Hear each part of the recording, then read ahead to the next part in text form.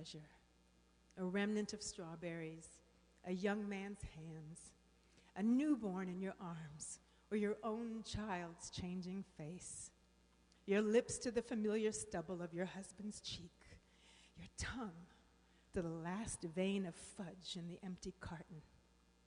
Pleasure is pleasure. If you have an appetite for it, you'll find there's plenty. Plenty to satisfy you. Lick the back of the spoon. Take another and another. Plenty. Never enough.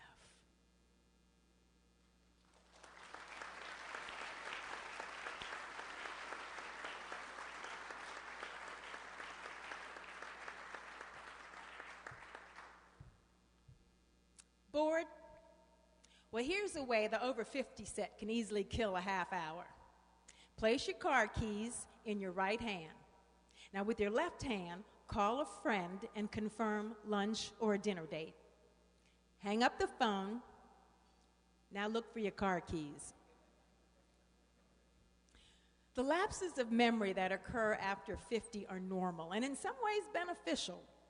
There are certain things it's better to forget. Like the time Daddy once failed to praise you, and now, 40 years later, you have to count the tiles in the bathroom. First in multiples of 3, then multiples of 5, and so on until they come out even, or else you can't get out of the shower. The memory is selective, and sometimes it will select 1956 and 1963, and that's all.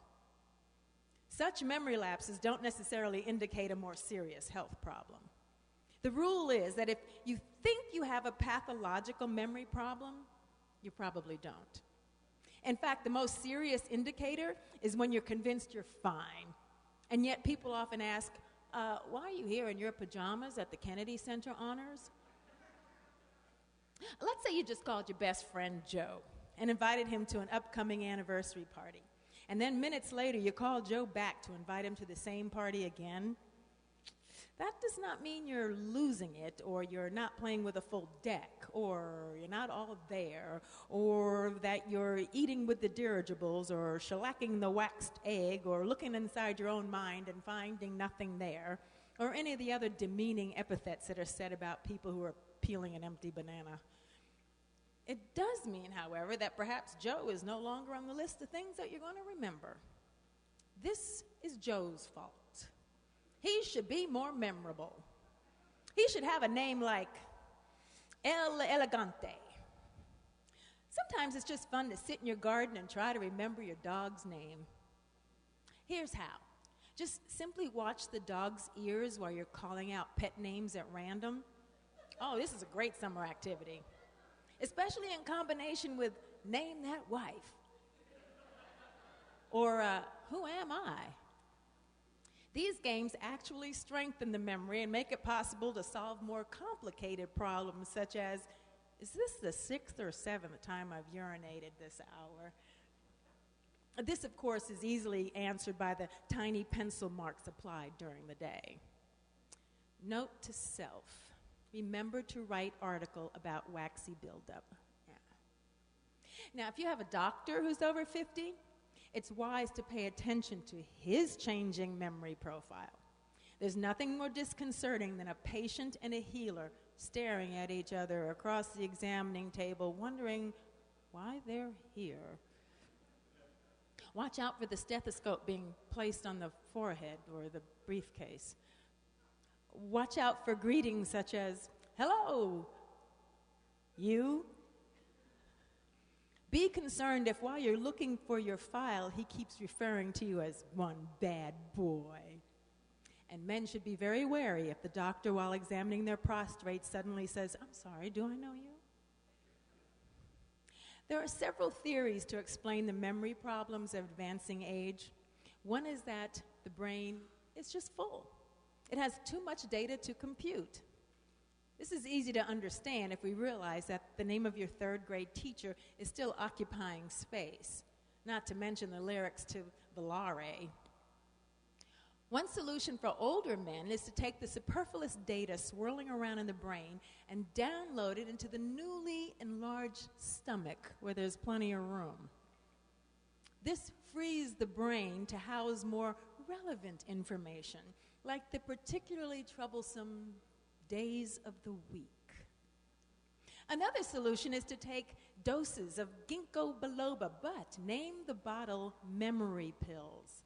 There's nothing more embarrassing than looking for a bottle of ginkgo biloba and thinking it's another name for a Spanish explorer. So, in summary, waxy buildup is a problem that face all of us. Only a good, strong cleanser used once or twice a month will save the humiliation of that petrified yellow crust on our furniture. Again, I recommend an alcohol-free, polymer-based cleanser applied with a damp cloth. Good luck.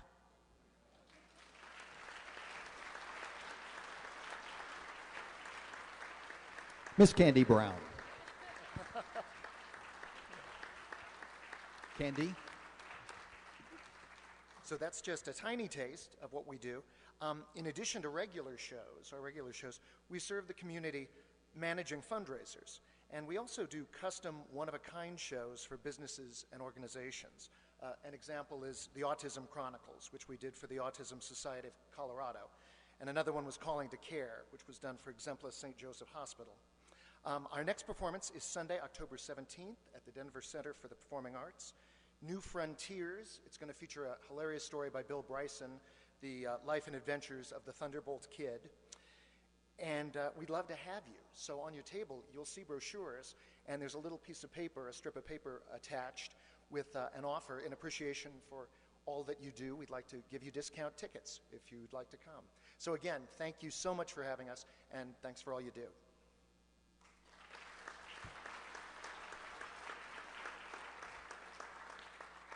Thank you, Anthony and Candy.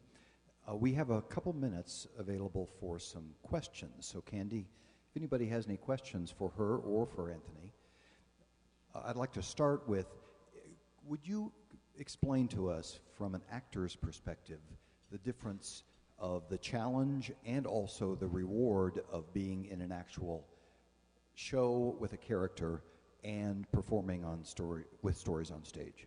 Certainly. First, I'd just like to say when I first got here and I heard about stories on stage, I thought, wait a minute, I have to come out of my house and pay money for somebody to read to me? That's a little bizarre. But after going, I have to say I got addicted. It's really wonderful. But as an actor, number one, I don't have to memorize. That's the best part. But you still have to paint the picture. It's almost... It's a slightly different task because you don't have the set and you don't have the props and you don't have the other actors. You've got to be everybody, and you've got to paint the picture for the story so everyone can see it in their mind's eye and make that story come alive. So that's the biggest difference. You'll be playing more than one character very often in a story. That's another difference and another challenge. But it's still great. You know, it's really, I love to do it. I really do, and I love to listen to it. And I don't know if you know this, but after the stories, you get milk and cookies. Now you're making sense to this crowd, with your milk and cookies. Anybody else have any questions for Candy?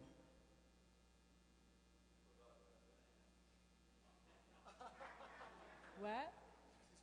He forgot what he was going to ask. Thank Thank you, you, over Andre. 50. Debbie, and if you have a question, please come up to this microphone and ask so everyone can hear. Yes. No. Well, I get to do that. Hi, Eric. Hey, Debbie, I got a question. Are you guys strictly adult themes, or do you do shows for children as well? They're mostly adult. Yeah. Yeah, I'd say them. They're not X-rated or anything, but adult themes. But we do have a show in the middle of December. This year it'll be the 12th, called Making Merry, which is great fun. Although they still aren't kids' stories per se. Thanks for the question. Stories for big people. Thank you. And I think the founder felt that because we never outgrew that listening to stories from our parents, being read to, I think that's why she felt that this was a good service for the adults to have their stories. Kids get read